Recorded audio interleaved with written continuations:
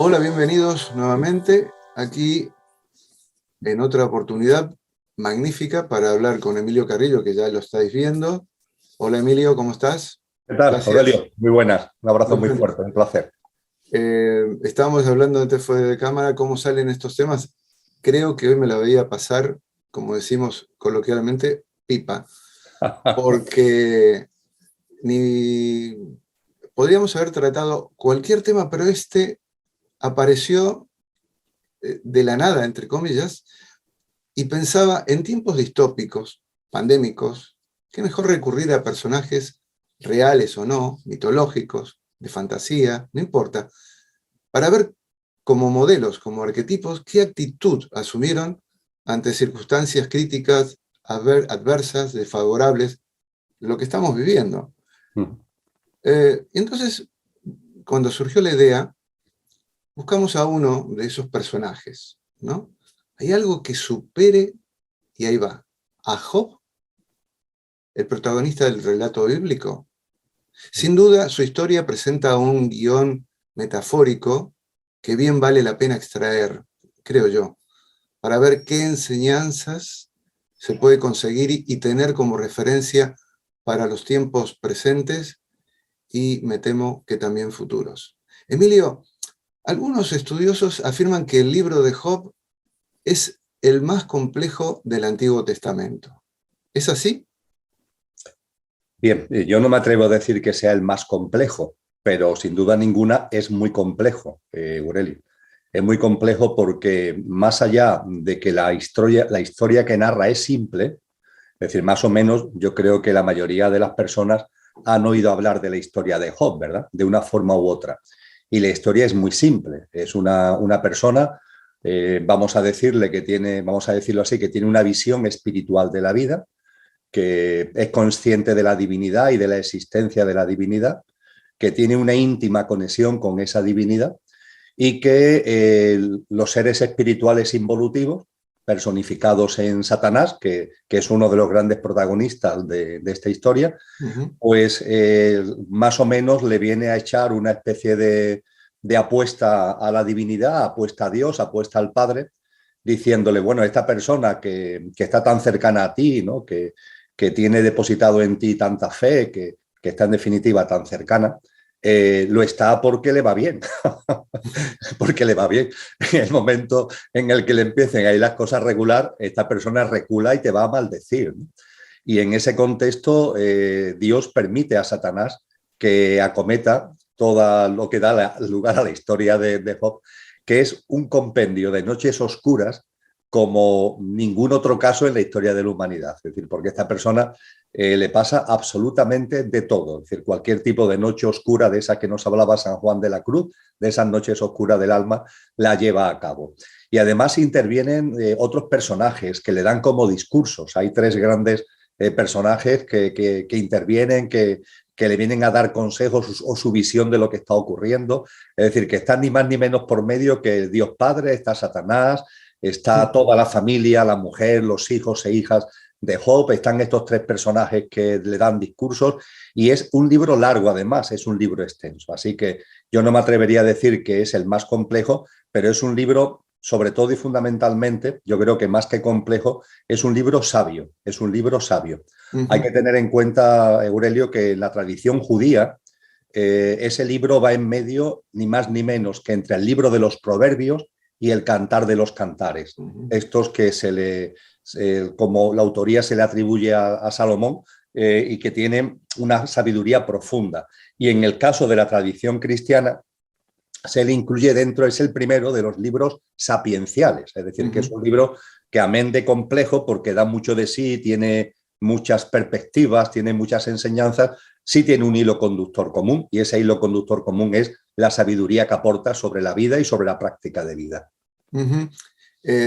Habías nombrado el cristianismo, el judaísmo y tengo entendido que el islam también lo reconoce, ¿no? También, efectivamente, las tres religiones abrahámicas, las tres, la religión islámica, el judaísmo y el cristianismo, las tres recogen la historia de Job, efectivamente, que algunos atribuyen la escritura del libro no a Job, sino a Moisés, y lo atribuyen como algo que a Moisés le llega, ¿no? Que le llega de referencia de tercero, que Moisés no había conocido, pero lo que le llega de referencia de tercero. Y efectivamente, como tú muy bien apuntas, se encuentra en las 3 religiones abrahámicas. Bien, ya que lo mencionas indirectamente por el adjetivo abrahámicas, se dice contemporáneo de Abraham. ¿Esto es un dato menor, contextual, importa, no importa?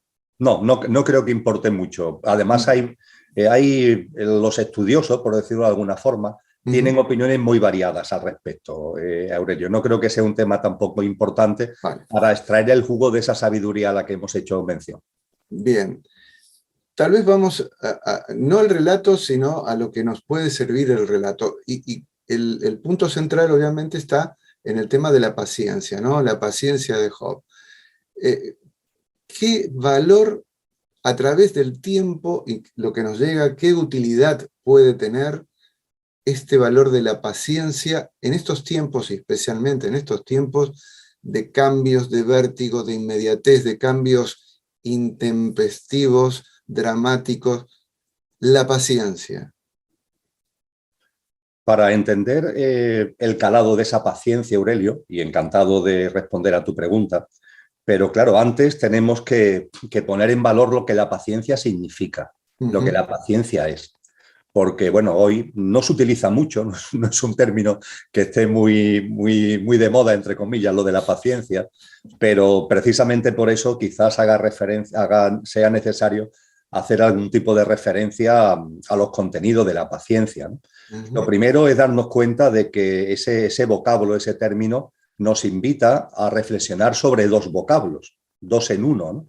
Porque se nos habla de paz y se nos habla de sabiduría, se nos habla de ciencia, ¿no? Con lo que, fíjate, estamos hablando de paz y de sabiduría, de paz y de ciencia, ni más ni menos. Es decir, no es algo que tenga que ver con una actitud pasiva, pasota, de aguantar, por decirlo de alguna manera. No, tiene un trasfondo mucho más potente. La parte de la paz, y es un componente fundamental de la paciencia, si de verdad lo es la confianza, es la confianza. Job confía en la vida, Job confía. Job entiende que todo tiene un sentido, que todo tiene un porqué y un para qué, que si a él le están pasando tantas cosas tremendas, tiene un sentido profundo y a partir de ahí es paciente porque confía. Él nunca pierde la confianza en la vida, nunca pierde la confianza en la divinidad, siempre hay una confianza fundamental. Y claro, esa confianza, si no es imposible, es la base de la aceptación, porque todo el libro es una llamada a la aceptación de los avatares de la vida, sean cuales sean, en la comprensión profunda de que, como acabo de compartir, todo tiene un porqué y un para qué, todo tiene un sentido profundo. Hay que tener en cuenta que Job tiene esposa y la esposa lo repudia. Job tiene 7 hijos y 3 hijas, creo recordar, y todos los hijos fallecen, pierde todas sus propiedades, enferma, todas las noches oscuras, como decíamos antes, se le vienen encima. Y él las vive siempre no con impotencia, no con resignación. Es muy bello, ¿no? Los discursos que le van dando y cómo él va respondiendo, ¿no? Ahí no hay impotencia, ahí no hay un encogimiento de hombro de decir, ¿y qué voy a hacer? Tengo que aguantarme, no. Hay algo con un trasfondo muy superior que tiene que ver con esta confianza y que tiene que ver con esta aceptación. Y junto con esa paz que deviene de la confianza y de la aceptación, una sabiduría profunda. Y esa sabiduría, Aurelio, yo la achaco fundamentalmente a que, más allá de que haya una conexión con la divinidad, con el Dios exterior, por decirlo de alguna manera, que tiene ahí un protagonismo grande en la historia, pero Job tiene una enorme conexión con su propia divinidad. Es decir, esa sabiduría que Job tiene no es una sabiduría, no es una ciencia de los hombres, por decirlo de alguna forma. Con el conocimiento, con el entendimiento, con la ciencia de los hombres, no hubiera podido vivir lo que vivió. Él lo vive con una sabiduría profunda que quizás nos debe llevar a las cartas de Pablo en el Nuevo Testamento, donde se nos habla de que en los seres humanos hay una sabiduría de Dios escondida, una sabiduría de Dios escondida.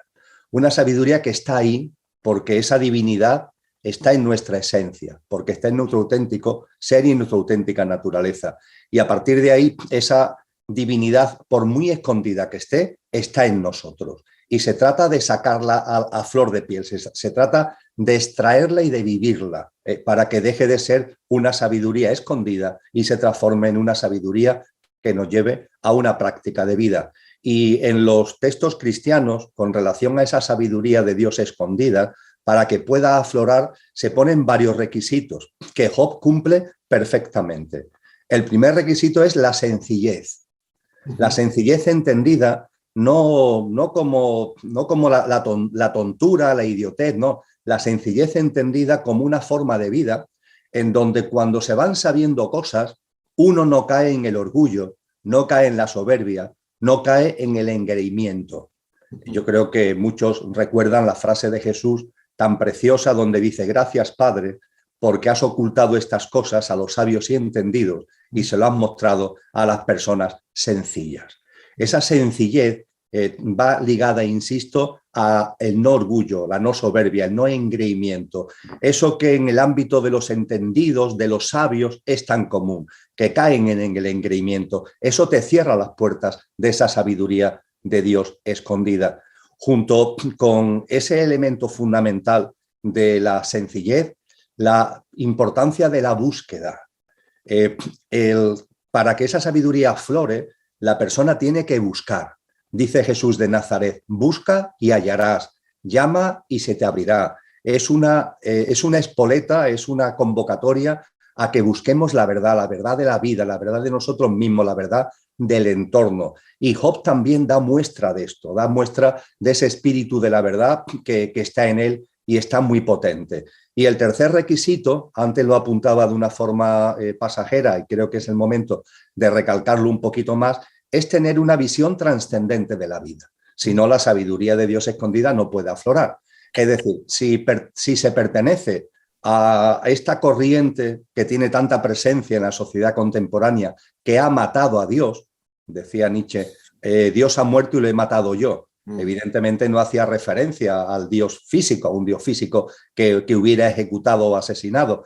Se hace mención, con la idea de matar a Dios, se hace mención a la expulsión, al destierro de toda idea, de toda visión y de toda noción trascendente de la vida. Es decir, el aferramiento a lo puramente material, y no existe nada más que lo material. El ser humano como un mero ente físico, ya está, que nace y muere y asunto solucionado, ¿no? Esa percepción que lo que hace, insisto, es matar a Dios en cuanto que expulsa en lo personal y en lo social toda idea de trascendencia, toda visión trascendente de la existencia. Pues bien, Job no cae precisamente en eso, todo lo contrario. Él tiene una visión enormemente trascendente de la vida que juega un papel fundamental en el contexto de la paciencia que tú estás comentando. Entonces, la sencillez que caracteriza a Job, la búsqueda de la verdad permanente que lo anima y esa percepción trascendente de la vida son columnas vertebrales de la sabiduría de Dios escondida que aflora en él.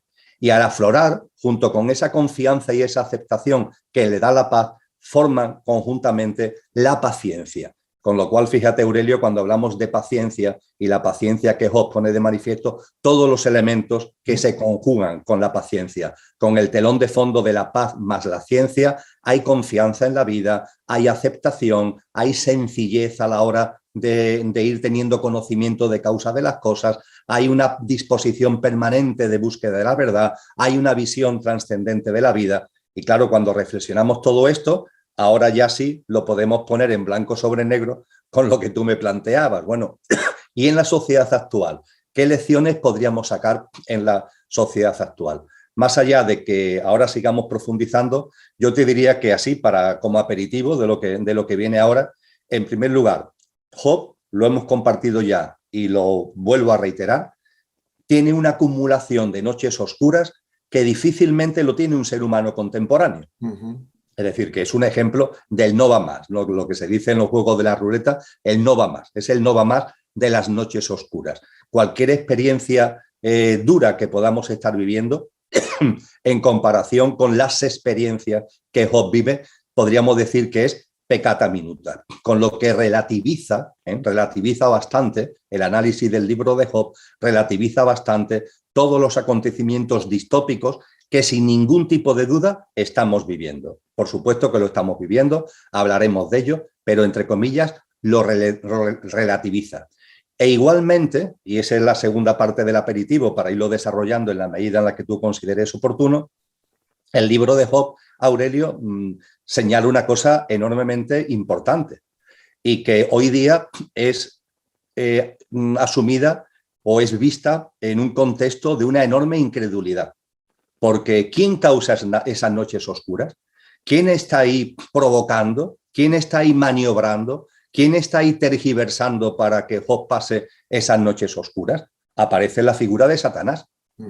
Una figura, es decir, el ángel caído, ¿no? Junto con otros ángeles, pero es como el líder, ¿no? Como el cabeza visible de todos los ángeles caídos. ¿Por qué caen los ángeles caídos? Por engreimiento, por soberbia, por orgullo. Los ángeles caídos son seres espirituales. En el ámbito del cristianismo se considera que Satanás es un querubín, es decir, forma parte del segundo nivel más alto de la jerarquía celestial. Está, por tanto, muy arriba. Lo que sucede es que, y esa es la última frontera de cualquier evolución espiritual, cae en el orgullo, cae en el engreimiento. Él quiere ser Dios sin cesar de ser Él. Él quiere jugar directamente a ser Dios manteniendo su personalidad por espiritual que sea. A partir de ahí, cuando una persona, cuando un ser humano mata a alguien, cuando un ser humano se transforma en un asesino en serie, cuando un ser humano se transforma en un psicópata, sigue siendo un ser humano, ¿verdad? Es un psicópata, es un asesino en serie, pero sigue siendo un ser humano. Pues bien, este ser espiritual y los seres espirituales que lo siguen siendo seres espirituales, no pierden su condición de seres espirituales, pero caen vibracionalmente a un plano de existencia donde esa soberbia, ese egoísmo, ese bajón vibracional es el plano de existencia que le es propio. Podríamos decir, en terminología científica, que bajan a una dimensión donde esa baja vibración de su orgullo, de su soberbia, pues tiene sintonía con la vibración de esa dimensión. Y es aquí por lo que están con nosotros. Es por eso precisamente por lo que puede actuar sobre Job. Satanás y sus ángeles que lo siguen caídos están aquí y maniobran y provocan una serie de situaciones que precisamente tienen en el libro de Job una clara muestra de sus objetivos. ¿Cuál es el objetivo? Extraviar las almas, Aurelio, extraviar las almas. Es decir, que los seres humanos abandonemos una visión trascendente de la vida,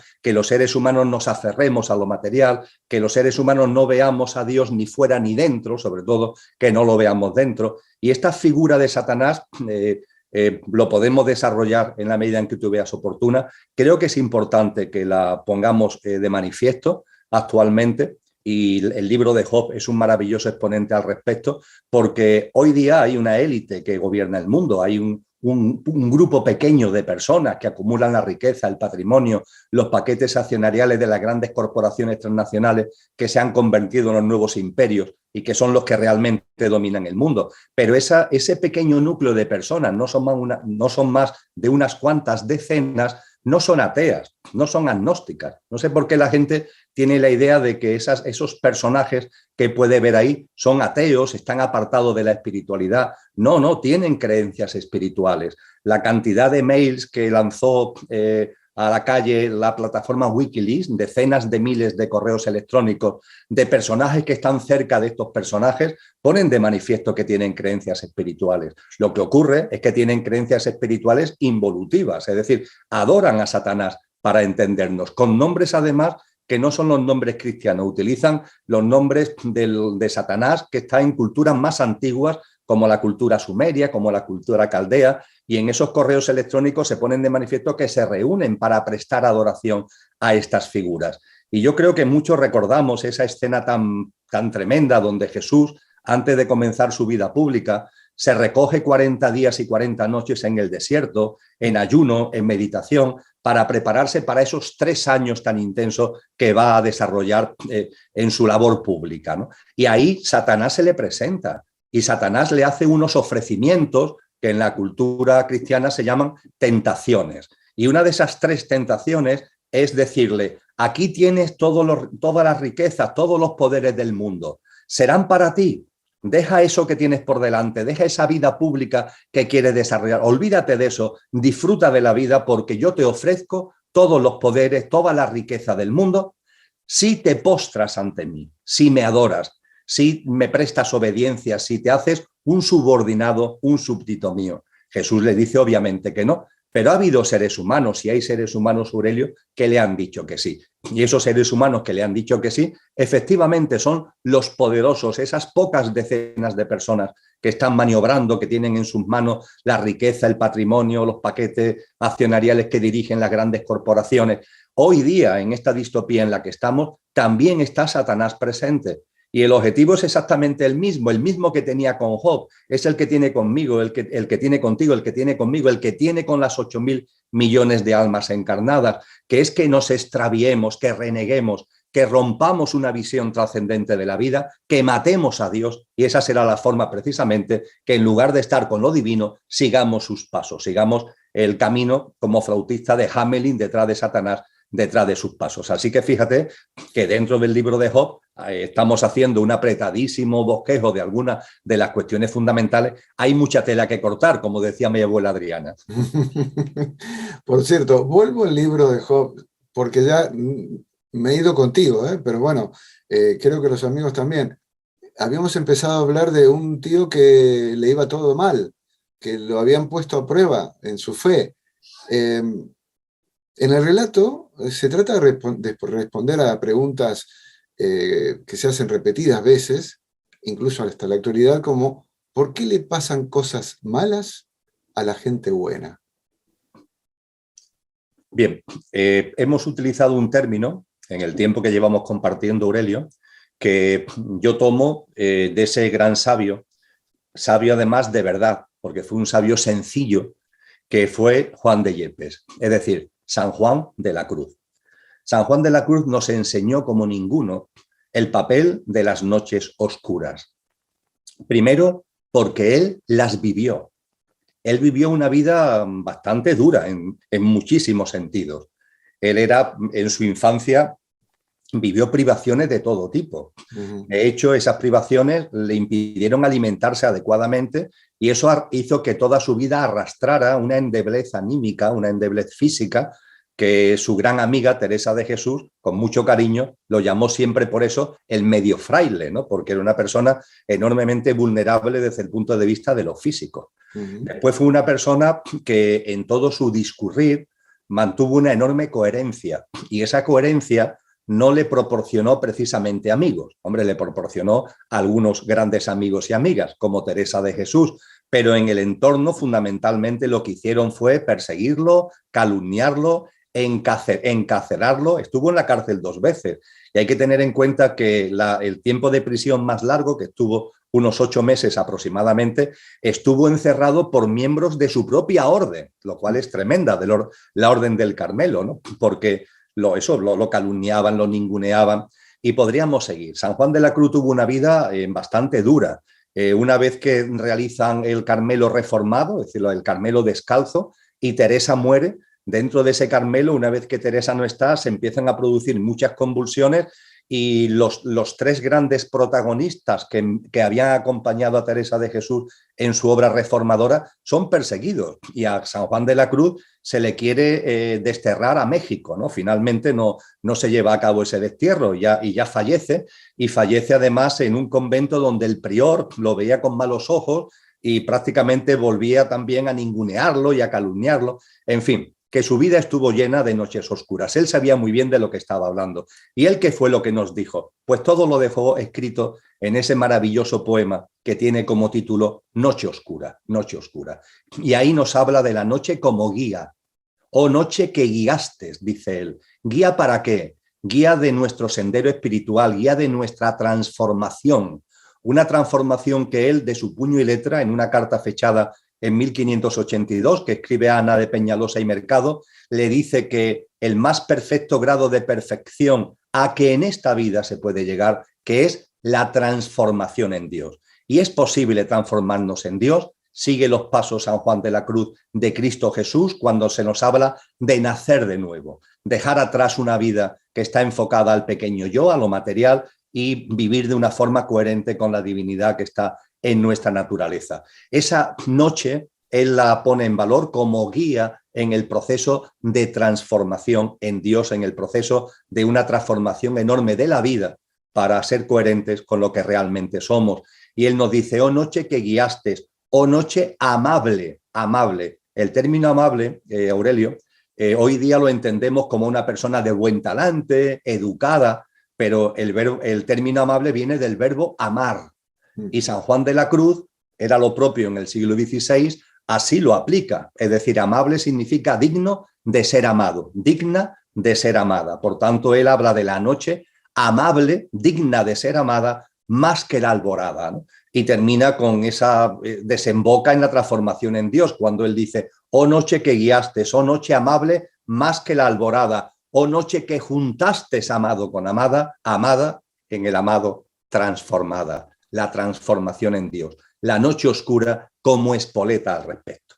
Esto es fundamental el darnos cuenta, Aurelio, y de esto pueden dar fe, yo doy fe, pero dan fe junto conmigo multitud de seres humanos que llevaban una vida tonta, una vida lela, una vida alienada por completo, una vida basada en el entretenimiento, la distracción, el hábitat de confort, y que se le estaban yendo los días, las semanas y los años sin sacarle jugo en términos de conciencia y en términos evolutivos a esta vida. Y de pronto aparece la noche oscura.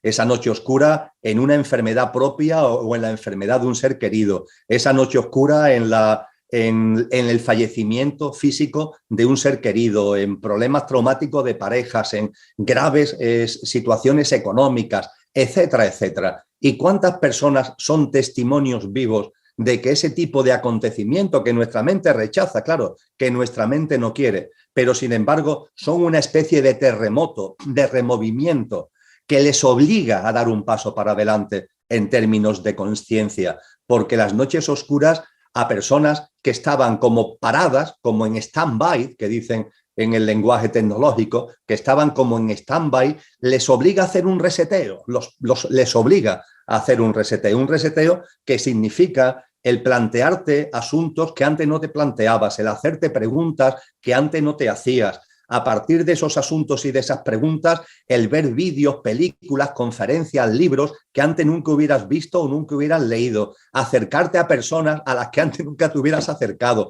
mantener conversaciones que antes nunca hubieras mantenido. Ese es el papel de la noche oscura. En definitiva, es el que te impulsa a buscar. Hablábamos de Job, ese sentimiento de busca y hallarás, llama y se te abrirá la puerta, pero tú estás como alelado, como atontado, ni buscas ni llamas, no sigues los consejos de Cristo Jesús y viene esa noche oscura, te da un golpetazo y gracias a ese golpetazo, ¿cuántas personas se han puesto a buscar? ¿Cuántas personas se han puesto a llamar gracias precisamente a la noche oscura? Pues bien, Job es el no va más de la noche oscura. Él es verdad que ya tiene una sabiduría que está ahí, pero sin duda ninguna todas estas noches oscuras, en lugar de conseguirse con ella lo que Satanás pretende, que es el alejamiento de lo divino, lo que consigue es que se afiance más todavía. Esas noches oscuras no nublan la mirada consciencial de Job, sino que la potencian.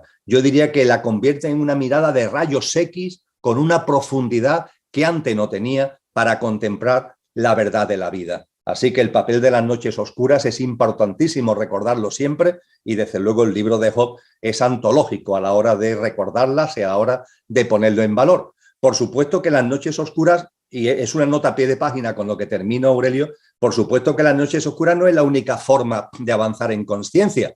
También se pueden avanzar por los días luminosos. Hay personas que tienen gran éxito y cuando tienen el éxito, cuando tienen todo lo que buscaban en la vida, se dan cuenta de que eso no es la vida abundante, no es la vida plena, que algo en su interior está reclamando. Y a partir de ahí comienzan una vida nueva. Pero, sin embargo, las noches oscuras son más frecuentes como espoleta que los días luminosos. Hay que tenerlo en cuenta porque además nuestra mente a los días luminosos, como cuando estamos sanos, no le hace mucho caso, ¿verdad? Estamos sanos y la mente no se da cuenta que está sano, que estamos sanos. No lo valoramos. En cambio, llega la enfermedad, llega la noche oscura y no se nos olvida un momento, con lo cual nuestra mente es más dada a poner en valor la noche oscura, lo que lleva al cantautor cubano tan maravilloso Silvio Rodríguez en su canción El Elegido, a decirnos aquello tan tremendo de lo aquí, en este mundo aquí, lo terrible se aprende enseguida y lo hermoso cuesta la vida. Y la noche oscura es una clara manifestación de esto. Bien, creo que tiene alguna relación con todo lo que estás diciendo, porque si bien mis preguntas iban de a poco, has dado mucho volumen de información. Y lo digo porque en el diálogo que tienen Elifaz, Bilad y Zofar, los amigos de Job, ellos tratan de argumentar los actos de Dios, ¿no? Y dicen que quizás Job habría hecho algo malo. Es un pensamiento que incluso se extiende hasta nuestros días en una frase que tal vez alguna vez hemos escuchado: algo habrá hecho para merecer esto. La ley de causa y efecto paseada por nuestra mente para descubrir, vaya a saber qué cosas, ¿no? Pero lo vemos en el otro. Bueno, me quedo aquí. Algo habrá hecho, ¿no? Y con esta creencia, con este pensamiento, justificamos todo lo que le pasa a los demás.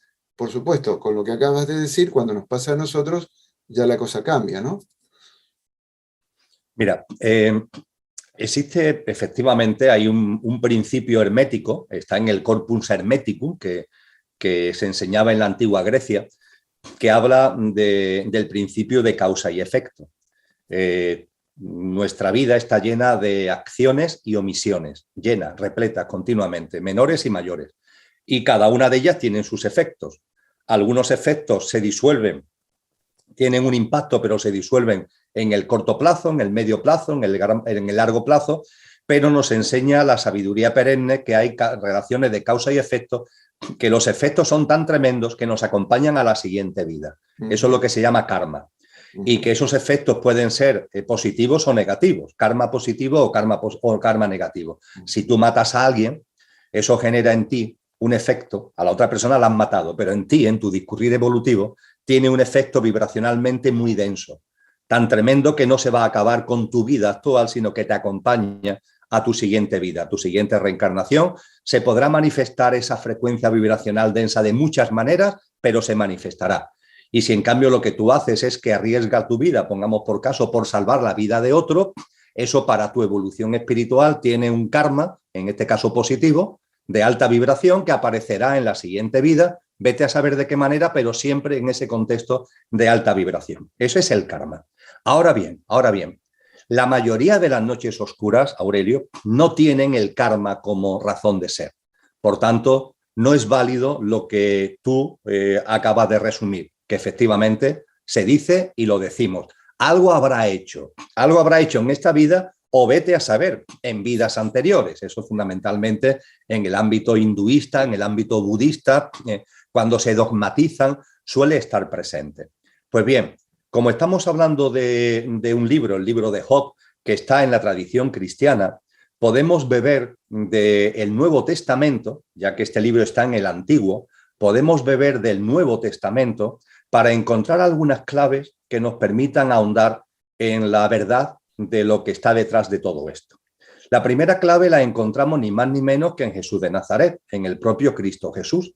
Los evangelios narran una escena donde Jesús va con los discípulos, va andando y se encuentran con un ciego. Ojo, es muy importante, el dato lo dan los evangelios, un ciego de nacimiento, de nacimiento. No es que se haya quedado ciego de joven o de adulto por lo que sea, o de enfermedad o accidente, no, es ciego de nacimiento. Entonces, ese ciego se acerca a Jesús y los discípulos le dicen a Jesús: Maestro, este hombre, ¿por qué es ciego? ¿Es por culpa de sus padres? ¿Es por culpa de él mismo? Fíjate, aquí están haciendo referencia al karma. Culpa de él mismo, claro, si es de nacimiento, se refiere a una vida anterior. Culpa de sus padres, que de alguna forma hay una ley de compensación y algo malo, algo tremendo que han hecho los padres lo esté pagando el hijo. La pregunta que le hacen los discípulos es impresionante. Y la respuesta de Jesús no lo es menos, porque dice no. Esto no se debe ni a él ni a sus padres. Eso se debe a que él está dando testimonio de Dios.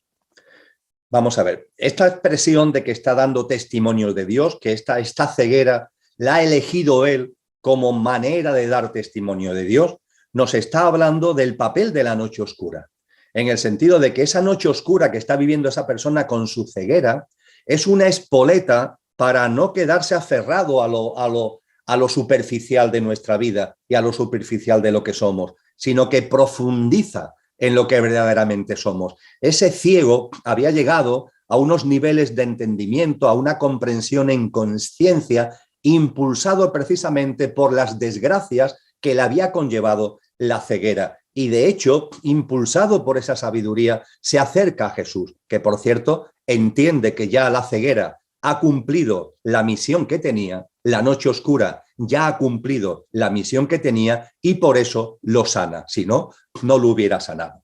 Pero fíjate que hablando de esa noche oscura, hablando del libro de Job, lo primero que nos dice Jesús es que las noches oscuras son también consecuencia, y es muy frecuente, Aurelio, de decisiones propias, no de nuestra mente no la entiende, son decisiones del alma, son decisiones de nuestro verdadero ser. Primera referencia importante que nos encontramos en el Nuevo Testamento. Y la segunda la encontramos en el Apocalipsis. En el Apocalipsis hay una cita que dice literalmente, más o menos, a los tibios los vomitaré de mi boca. A los tibios los vomitaré de mi boca. Es una expresión muy dura, vomitar, ¿verdad? En los textos cristianos no suele haber expresiones tan duras. Vomitar, rechazar por completo, echar por completo. Y se habla de los tibios que son vomitados. ¿Qué es la tibieza? La tibieza es el comportamiento, la actitud, la vivencia en la que cae un alma que estando aquí no quiere que le pase nada. Es decir, quiere estar en esa situación que yo antes, medio en broma, medio en serio, y utilizando el argot tecnológico llamaba de stand-by. Personas que quieren estar entretenidas, distraídas, en su hábitat de confort y que vayan pasando los días con su ratito de bienestar, con los menos ratitos posibles de malestar, una vida sin sobresaltos. Pues bien, esa vida tibia, nos dice el Apocalipsis, que será vomitada de la boca de la divinidad. ¿Por qué? Porque lo que se quieren son almas valientes, son almas que vengan a esta vida con ganas de evolucionar, con ganas de aprender, con ganas de avanzar. Y para ese avance es fundamental la noche oscura. Y las almas tibias no tienen valentía, las almas tibias no tienen capacidad de afrontar esas noches oscuras. Álmicamente no generan las circunstancias que dan lugar a las noches oscuras. De ahí la enorme importancia con relación a lo que tú has comentado. Sí, hay karma, sí, efectivamente. Puede haber noches oscuras que devengan de un karma, entre comillas, negativo, pero donde tenemos que poner sobre todo la mirada es en el hecho de la cantidad de noches oscuras que no son del karma, sino que son, otra palabra del sánscrito, dharma, es decir, forman parte del propósito de vida, del dharma. Y como el propósito de vida es evolucionar en conciencia, yo desde mi verdadero ser traigo a mi vida este tipo de circunstancias que me espabilen. Que soy un alma valiente, soy un alma que no quiere caer en la tibieza para no ser vomitado de la boca y traigo a mi vida estas experiencias intensas. Así que es una lección tremenda, tremenda y me parece muy oportuno, Aurelio, que hayas sacado este matiz enormemente importante, porque las noches oscuras fundamentalmente no son kármicas, son dármicas, tienen que ver con el propósito de vida y un propósito de vida que a través de las noches oscuras son impulsadas por almas valientes que no caen en la tibieza. Hay una frase que definen los amigos de Job y dicen, Dios es justo. Y personalmente me parece una controversia cómo extrapolamos el pensamiento humano en el tema de la justicia. No es lo mismo la justicia como lo entendemos los seres humanos, las personas, a lo que inclusive a partir de nosotros mismos decimos justicia divina. En el tema de Job está muy claro este enfrentamiento. ¿Qué es la justicia en definitiva? Creo que independientemente que la tradición cristiana aporta pistas importantes, como ahora vamos a compartir, dado que estamos hablando de un libro que está en la tradición cristiana, pero volviendo ahora a la tradición cristiana, creo que es importante mirar a otras tradiciones. Y fundamentalmente a este aspecto, Aurelio, yo creo que deberíamos mirar a la tradición oriental en todo lo que tiene que ver con el Tao, el principio del Tao. Ujú. El principio del Tao es muy fácil de expresar. Cosa distinta es el entendimiento y sobre todo la integración, pero es fácil de definir. Habida cuenta de que hay algo que no tiene origen, que es lo que denominamos Dios, y es origen de todo lo originado, aquello que no tiene origen es origen de todo lo originado, la manifestación, la creación, el universo, todo lo originado es impulsado por ese principio primordial. Ujú. Y ese principio primordial le da un impulso, le da un orden natural, le da un camino, le da un sentido. Esto está presente en todas las tradiciones, aunque el Tao lo define con especial precisión. Ese Tao, por tanto, lo que nos dice es que la vida tiene un sentido.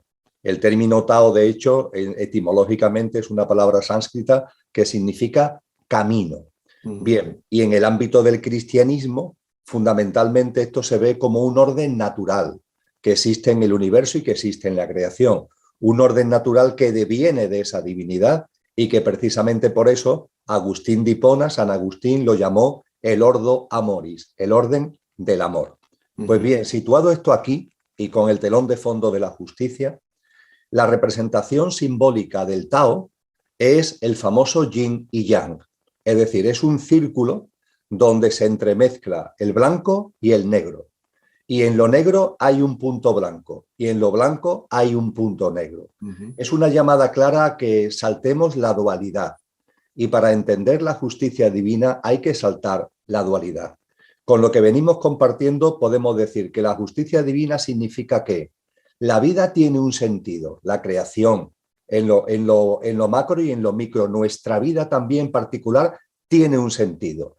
A Ujú. partir de ahí, ese sentido, como nosotros lo vivimos en libre albedrío, de modo y manera que podemos vivir alineados con el sentido de la vida o a contramano del sentido de la vida, o alineados o a contramano. No hay una dirección obligatoria. La justicia divina no impone una dirección obligatoria. Ujú. Ahora bien, ese mismo orden natural implica que cuando una forma de vida, cuando un ser humano, por ejemplo, se alinea en el sentido de la vida, eso le hace vivir unas determinadas experiencias. Y si se pone a contramano de la vida, eso le hace vivir otras determinadas experiencias. Dicho todavía más claro, cuando una forma de vida como un ser humano se alinea con el orden natural, todo es sencillo, todo es fácil, todo se articula. ¿Por qué? Porque estás alineado con el sentido de la vida, lo cual significa también vivir al servicio de esa vida. En cambio, cuando nos ponemos a contramano de la vida y no vivimos al servicio de la vida, sino al servicio de nosotros mismos, eso nos mete por unos derroteros donde el esfuerzo, donde el dolor, donde el sufrimiento, donde todo eso se hace palpable. Es decir, no es que esté Dios, ni mucho menos encima, como una especie de Dios justiciero castigando y premiando. No, hay un orden, hay un Tao, hay un orden natural y ese orden, en definitiva, es el que está ahí estableciendo lo que cada forma de vida, lo que cada ser humano va a traerse a sí mismo en función de su libre albedrío de vivir alineados y en consonancia con ese orden o vivir a contramano de ese orden. En ese sentido, por tanto, no podemos decir que cosas malas que vengan a nuestra vida las traiga Dios, en absoluto, bajo ningún concepto. Y en ese sentido, en el Nuevo Testamento, en la carta de Santiago, se dice con claridad que con cosas malas Dios no somete a prueba a nadie. Dios no somete a prueba a las personas con cosas malas. En el libro de Job podríamos entender que de alguna manera eso sí se está produciendo, pero eso no se está produciendo porque el que somete a prueba a Job no es Dios precisamente, todo lo contrario, es Satanás. El que trae cosas malas hacia su vida es Satanás. Es verdad que Dios no actúa, pero es que cuando se está en la espiritualidad evolutiva, como evidentemente lo divino está, no hay interferencia, no hay actuación. Ya se ha actuado delimitando, definiendo el orden natural, el marco del Tao, ya está ahí. Ahora, a partir de ahí, cada forma de vida en libre albedrío lleva a cabo su discurrir. Creo que esto además, Aurelio, nos da un entendimiento muy profundo, y con esto termino, de lo que significa el término justo, porque el término justo se usa mucho en la tradición cristiana, en el Antiguo Testamento y en el Nuevo Testamento. La persona justa es la persona que está al servicio de la vida y alineada con el sentido de la vida.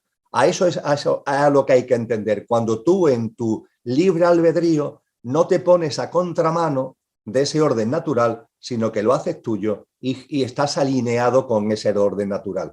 Con lo que la justicia, por así decir, está en el propio orden divino, que está en el sostén y en el trasfondo de toda la creación, y la justicia traída a nuestra vida depende de nuestro libre albedrío y tiene que ver con el ponerte al servicio de la vida y a favor de ese sentido en lugar de estar a contramano del mismo.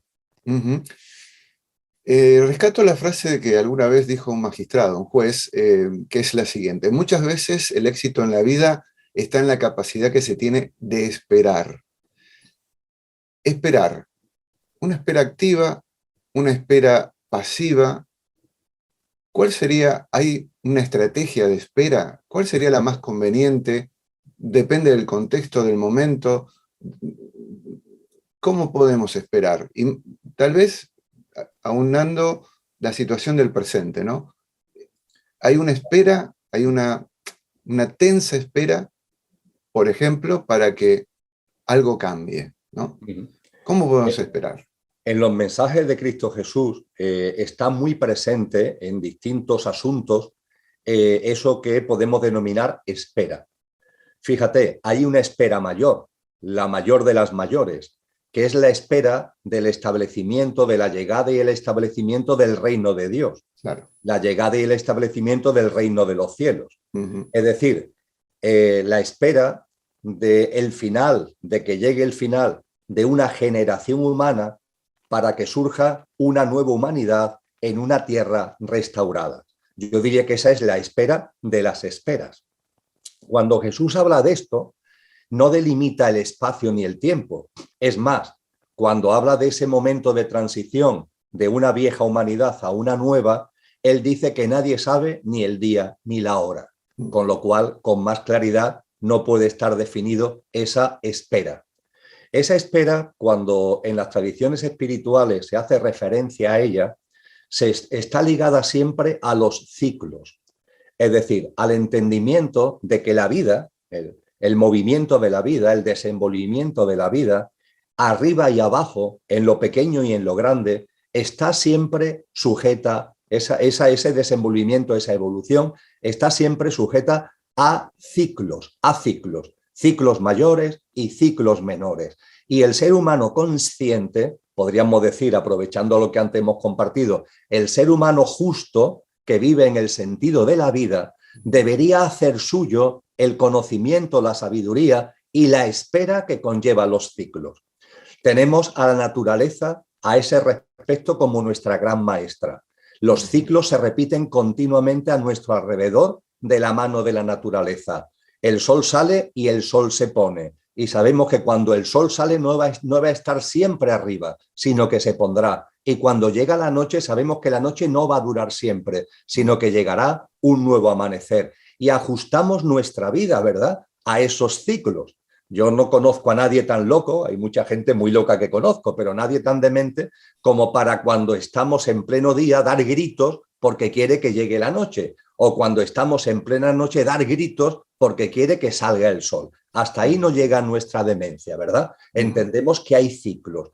Y lo mismo ocurre como ciclos ya mayores a lo largo del año con las famosas estaciones. Ahora estamos en invierno, y el invierno ¿qué conlleva? El invierno conlleva frío, el invierno conlleva oscuridad, pocas horas de sol, el invierno conlleva humedad. Pero entendemos que todo eso forma parte del ciclo, porque ese invierno, cuando es invierno, va a propiciar una primavera que explote con más fuerza, porque vemos que todo está concadenado. Pues bien, cuando esa enseñanza, esa maestría que nos da la naturaleza, la traemos a nuestra vida, eso nos debería enseñar que inevitablemente en la vida de una persona, en la tuya y en la mía, esto no va a ser siempre igual, no va a ser siempre igual, sino que hay ciclos. Y estos ciclos conllevan, vamos a llamarlo gráficamente, subidas y bajadas. Conllevan procesos que a nuestra mente le agradan y procesos que a nuestra mente no le agradan. Pero todo está en el sentido de la vida y todo hay que entenderlo. Y aquí aparece una palabra clave a la que hacíamos referencia al principio de la entrevista, que es la confianza, Aurelio, la confianza. Se confía en la vida y se sabe que en cada momento la vida está trayendo, es una cocreación con uno mismo, con el verdadero, con nuestro verdadero ser. Hay una cocreación de la vida y de mi vida cuando estamos alineados con ella. Hay una cocreación y confiamos en todo lo que va llegando. A partir de ahí, esa percepción de los ciclos que nos enseña magistralmente la naturaleza, esa espera, que tiene que ser una espera confiada y por tanto una espera tranquila y una espera serena. ¿Eso significa inacción? ¿Significa cruzamiento de brazos? No, no. Yo no me he encontrado ni en Cristo Jesús ni en ninguna tradición espiritual una llamada a la inacción. Todo lo contrario, es una espera activa, porque se nos pide claramente que estemos atentos a las señales, porque cuando los ciclos van evolucionando, hay señales de esa evolución de los ciclos y nosotros debemos estar atentos para ir cambiando el paso en función precisamente de esas señales, en función precisamente de esos avisos que la vida nos va dando. Es decir, que el darnos cuenta de cómo evoluciona la consciencia y cómo evolucionan los ciclos conlleva espera, conlleva confianza, pero no conlleva una especie de aletargamiento, no conlleva una escucha atenta de la propia vida, un estar atento a la propia vida. Y hay algo muy importante para ya cerrar este asunto en lo que puedo compartir contigo con un complemento muy práctico. Hay personas que comparten conmigo, mira Emilio, no sé si dar este paso. Yo le pregunto, ¿cuánto tiempo llevas dándole vuelta a dar este paso? Pues llevo mucho tiempo, llevo meses, llevo años incluso dudando de si dar este paso. Vamos a ver, hay que tener un compás de espera, hay que mirar a la vida, hay que esperar las señales, pero vamos a ver si tú, por lo que sea, estás sordo. Y puede ser que estés sordo a esas señales, de que cuando hablamos de que hay que estar atento a las señales es muy fácil decirlo, pero después en la práctica puede ser que las señales las tengamos delante y no las veamos por los motivos que sean. Yo creo que algo de eso está pasando ahora con el final de esta generación humana y el surgimiento de la siguiente, que las señales están aquí y la gente, muy poca gente las está viendo, ¿no? Entonces yo suelo dar, que a mí no me gusta dar consejos, pero en este caso me gusta dar un consejo, Aurelio, y es que cuando tenemos dudas de si ha llegado el momento de dar un paso o no ha llegado el momento, y esa duda se mantiene en el tiempo y no se resuelve por las señales que nos da la vida, lo que corresponde no es la inacción, sino es la acción. Da el paso, da el paso. En ese sentido, utilizando lenguaje matemático, más vale pecar por exceso que por defecto. Si yo estoy en la situación A y llevo ya un tiempo dándole vueltas a pasar a una situación B, puede ser en muchos temas, en temas laborales, en temas de relaciones de pareja, en muchos temas. Cuando estoy en la situación A y ahí hay algo que me está diciendo, no, tienes que pasar a la situación B, pero tengo dudas de hacerlo, tengo dudas de si es este el momento. Y esa duda se va prolongando, para que tu vida no se convierta en una duda permanente y para que no se quede en tu camino esa duda de ¿y si lo hubiera hecho?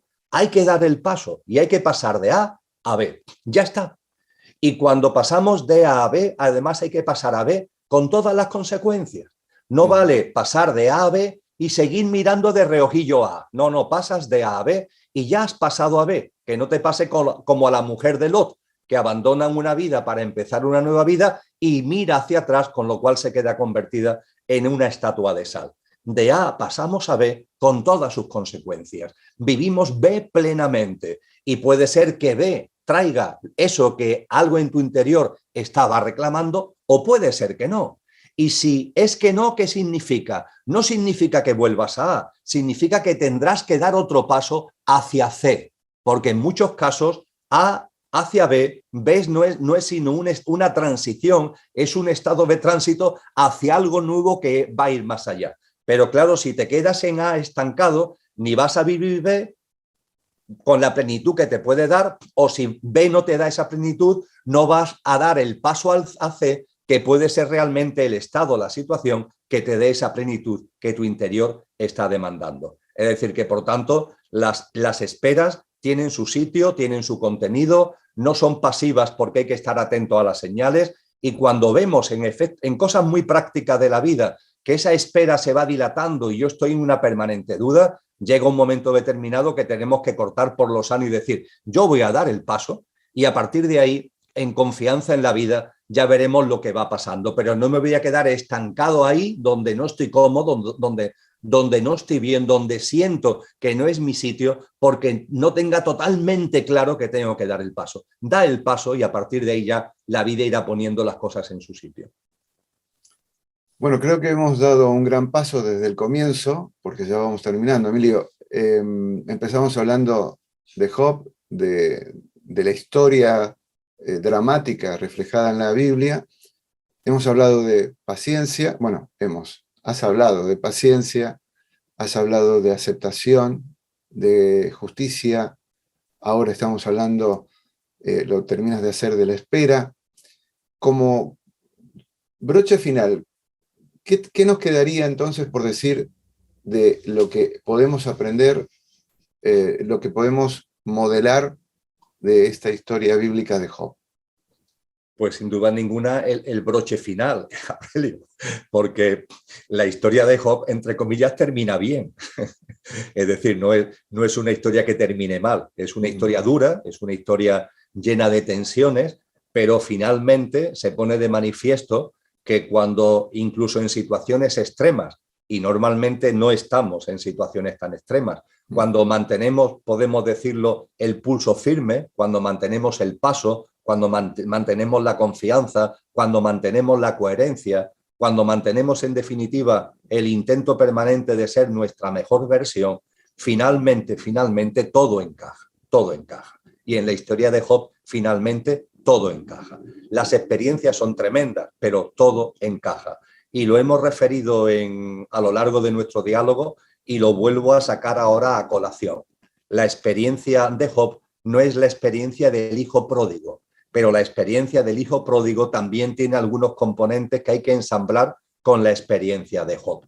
Cuando un ser humano se aparta en su camino del camino, cuando un ser humano se aparta en su camino de lo que en la parábola del hijo pródigo se llama el padre, en su libre albedrío, ¿qué es lo que él espera cuando vive a contramano de la vida? Pues lo que le pasa al hijo menor, al hijo pródigo de la parábola. Lo que él espera es que más allá de una superficialidad en donde puede percibir ratos de bienestar, de placer, que si el dinero, que si las riquezas, que si el éxito, todo eso es superficial. Y cuando se agarra a eso antes o después, ese castillo de naipes va a caer.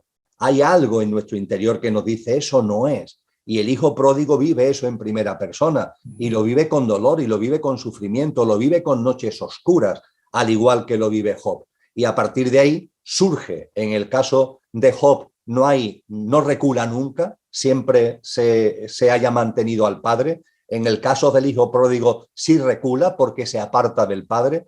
En el caso de Job, el sufrimiento, el dolor, etcétera, lo que le hace finalmente es mantenerse más firme, es decir, poniendo de manifiesto que su espiritualidad, su conciencia está asentada en una roca muy firme, en una casa que ningún viento va a poder derrumbar. En el caso del hijo pródigo, sí hay, entre comillas, una flaqueza, sí hay un devenir de la vida en donde se aparta por completo del padre, pero finalmente, y volvemos, insisto, a lo de las noches oscuras, esas noches oscuras provocan que haya una vuelta al Padre. Y lo que tenemos que estar es enormemente tranquilo en el sentido de que el Padre siempre, Aurelio, está esperando. La divinidad, que también es nuestra propia naturaleza, siempre nos está esperando. En el caso de Job, el Padre siempre estaba ahí. Y fíjate que compartía antes que el Padre no interfiere. Satanás sí, el Padre no interfiere. Pero ojo, si Job hubiera tenido un decaimiento, si Job de alguna forma hubiera tenido un bajón después de tantos pesares, yo no tengo ningún tipo de duda que el acompañamiento del Padre, sin interferencia, se hubiera hecho mucho más potente, mucho más claro, para que ese calor amoroso Job lo hubiera sentido tras haber pasado tantísimas durezas, si hubiera tenido algún momento de flaqueza. Pero eso no sucede. Job se mantiene como casa con cimiento en roca firme. En el caso del hijo pródigo, sí hay una caída, sí hay un apartamiento por completo de la conciencia, de un sendero de vida realmente en consonancia con nuestro verdadero ser, y se tira al mundo de la materia, al mundo del materialismo y al mundo de la superficialidad. Pero el Padre está ahí, el Padre siempre está esperando, el Padre confía, y el Padre sabe que cuando un ser humano o cualquier forma de vida en el universo se aparta del sentido de la vida, va a contramano del sentido de la vida, esas mismas experiencias de ir a contramano del sentido de la vida lo van a llevar con una alta probabilidad a que retome el camino por decisión propia, cuando su discernimiento le va aportando datos, le va aportando sabiduría, y eso le hace llegar a esa decisión de volver otra vez al sentido de la vida, lo cual no quiere decir que todos los que vayan a contramano del sentido de la vida hagan esta especie de recapacitación en discernimiento. Hay formas de vida que van en contramano del sentido de la vida y que ahí siguen, y parece que ya con el tiempo que llevan a contramano del sentido de la vida, esto va a ser ya prácticamente inevitable. Es el caso de los seres espirituales involutivos con Satanás, que le hace o le quiere hacer la vida imposible a Job a la cabeza. Muy bien. Hemos hecho el recorrido magnífico. Gracias, Emilio. La verdad que mucha información, mucha reflexión, introspección absoluta. Creo que los amigos ahora decidirán con qué se quedan y qué no, si les ha gustado, y creo que como a mí seguramente que sí. Te agradezco infinitamente, reitero, y bueno, si ha quedado algo en el tintero, dímelo, porque yo aquí me quedo. No, en el tintero queda solamente el agradecerte yo a ti, Aurelio, el haber tenido este encuentro, el haber mantenido este diálogo y el haber sugerido como elemento central y razón de ser del diálogo un texto que, aunque conocemos, lo decíamos al principio de la entrevista, es un texto que se sabe que está ahí, pero te reconozco que nadie en mi vida, y mira que he tenido diálogos, entrevistas y encuentros, a ninguna persona se le había ocurrido no ya solamente no poner a Job como telón de fondo de nuestra plática, sino ni siquiera mencionar el libro de Job en nuestros diálogos. Así que te lo agradezco, porque es un libro, como decíamos al principio de la entrevista, sapiencial, sapiencial. Entre los proverbios y el cantar de los cantares en la tradición judía y el primero de los libros sapienciales en la tradición cristiana. Así que muchísimas gracias, querido Aurelio. Me ha dado una idea, porque creo que en el siguiente diálogo, si me lo permites, podríamos hablar de los libros sapienciales, de los cantares y de proverbios, porque estoy convencido. Lo que nos pasa en la actualidad no es algo nuevo en la historia del hombre. Siempre hemos tenido puntos de inflexión, siempre vamos subiendo escalones o ampliando en forma helicoidal a una dimensión cada vez más superior. Creo que las claves siempre se han sabido. No tenemos la memoria suficiente, pero lo sabemos. Creo que lo sabemos. Y contigo hay faena, hay faena. Muchísimas gracias. Así sea, Aurelio. Muchas gracias. Un abrazo fuerte. Fenomenal. Y a los amigos que nos están viendo, muchísimas gracias por vuestra compañía y la promesa, como siempre, de una próxima entrevista aquí en Tú Mismo. Hasta entonces. Gracias.